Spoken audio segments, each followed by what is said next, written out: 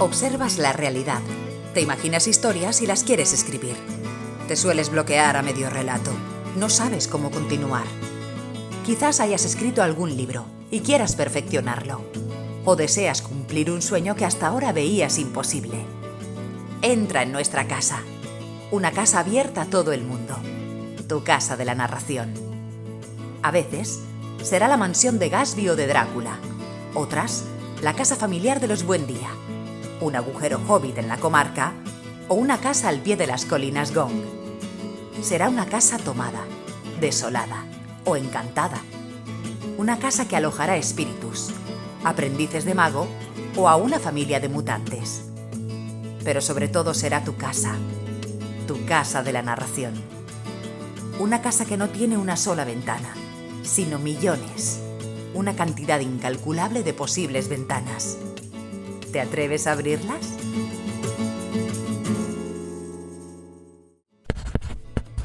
La escena muestra, ¿no?, los personajes principalmente a través de la acción, que es aquello que hacen, dicen o piensan, y permite integrar imágenes y detalles que den cuerpo a la escena.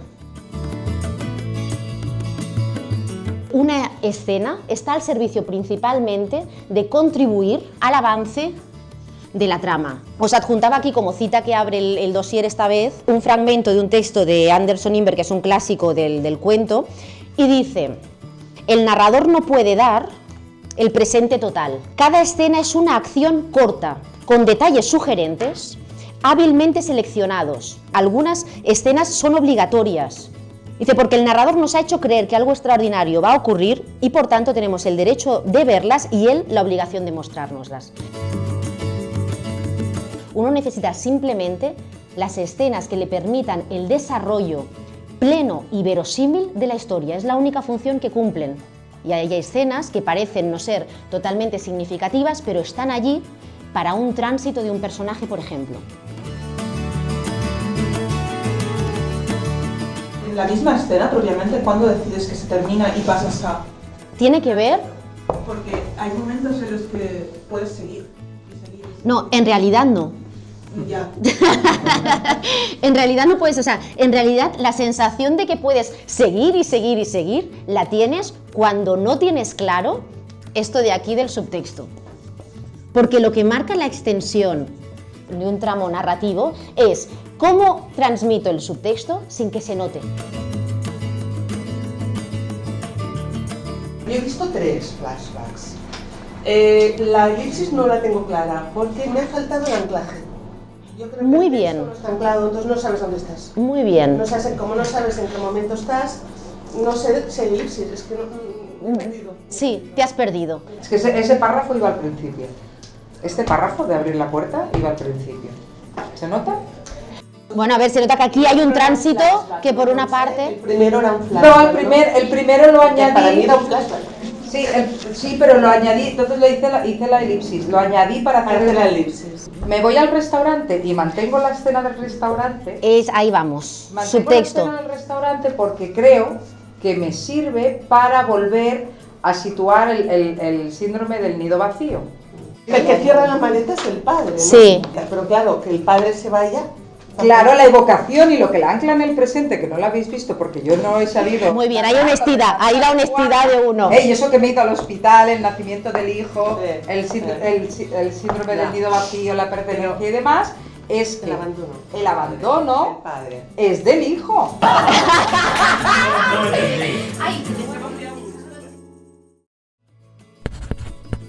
En la sinopsis, si esto fuese el tiempo, aquí sucede, aquí acumula el mayordomo los motivos para matar al marqués, aquí se produce el asesinato y aquí se produce el descubrimiento por parte del detective de que el asesino ha sido el mayordomo. Eso es en términos cronológicos, pero nosotros lo primero que contaremos en una trama convencional de detectives será: aparece el cuerpo sin vida del marqués, la investigación, y en el transcurso de la investigación el detective va armando los motivos que llevaron al mayordomo a matar al marqués. Con lo cual, este es el modo en el que se cierra el círculo. De forma que lo que en términos cronológicos contaríamos así, en términos de trama lo contamos así.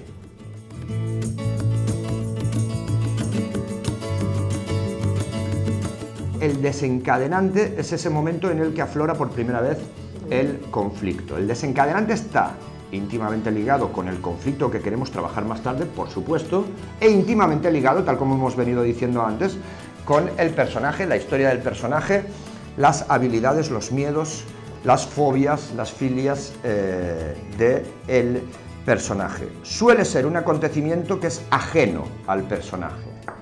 Que el personaje tome la decisión de hacer algo no es un desencadenante porque eso obedece a su criterio. Indiana Jones parece que solo tenga que enfrentarse a las dificultades clásicas de un arqueólogo aventurero para encontrar el arca perdida porque le han dado el chivatazo que está en tal sitio.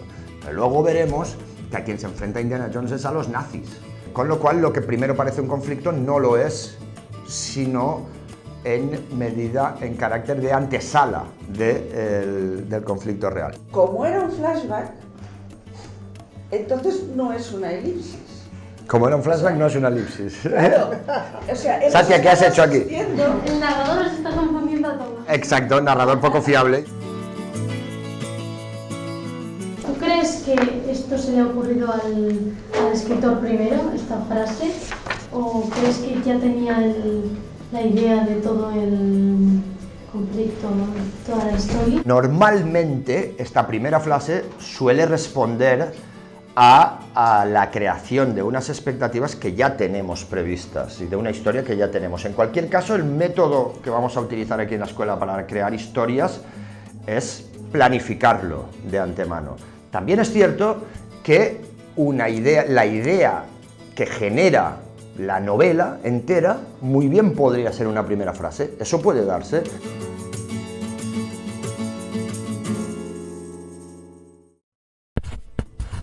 Todas las novelas de aventuras o de acción utilizan como punto de partida Jasón y los argonautas, ¿no? De Apolonio de Rodas. Es decir, estamos hablando de una línea invisible que recorre, ¿no?, toda la historia no solamente de la literatura, sino de todo tipo de narrativa, porque constantemente estamos recorriendo o bien argumentos universales que se declinan de forma distinta según el medio, según la posición del propio artista y según la intención narrativa, o bien a determinados patrones argumentales que nos permiten reconocer y especificar los tipos de tramas. ¿Qué diríais de Jamie? ¿Es una trama punitiva, la de Jamie? No. ¿Por qué? ¿Qué le pasa? ¿Cómo se redime? Esto, ese es un tipo de trama, exactamente, de redención, exacto. Es decir, en la trama de sanción punitiva el personaje cae, ¿sí? No se redime. En cambio, en la trama de redención el personaje sí cumple un recorrido distinto, ¿no? Como tú decías, se redime, trama de enmienda, la podríamos llamar. Pensando ahora en vuestras tramas, ¿qué diríais? ¿Con qué tipo de tramas estáis trabajando?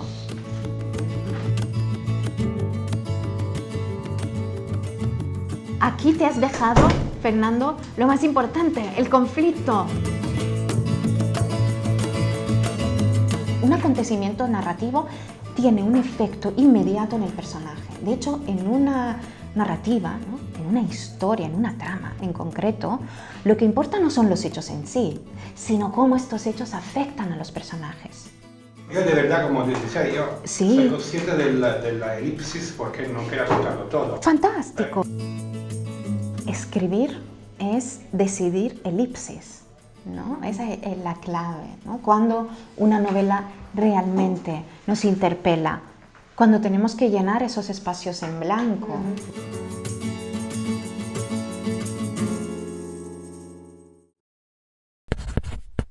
A lo mejor la obra te reclama el uso de otra voz, a lo mejor el problema es que has elegido mal la voz. Por eso siempre la pregunta más importante, casi la más importante, es ¿desde qué lugar quiero contar esa historia? Ya no estás desde la barrera, sino que narras a través de los ojos de un participante. Lo que hace el narrador testigo es narrar la historia que protagoniza otro. ¿Qué ventajas podría tener un omnisciente cuando decidimos utilizarlo?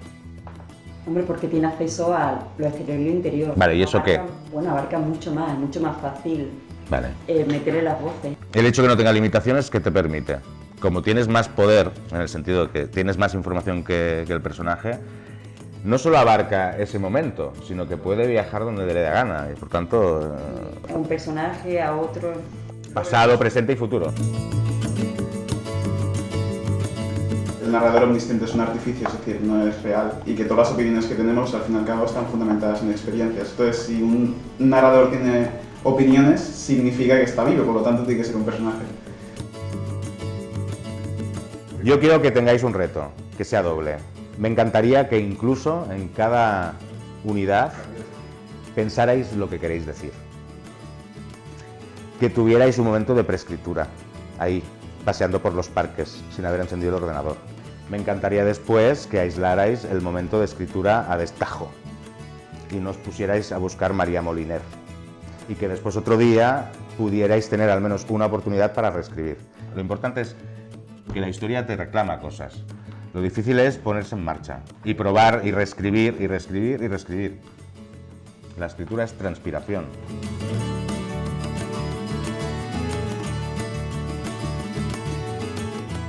Tu casa de la narración la habitan compañeras y compañeros que junto al profesorado te acompañarán por las diferentes habitaciones de los autores y autoras que te susurrarán todos sus secretos.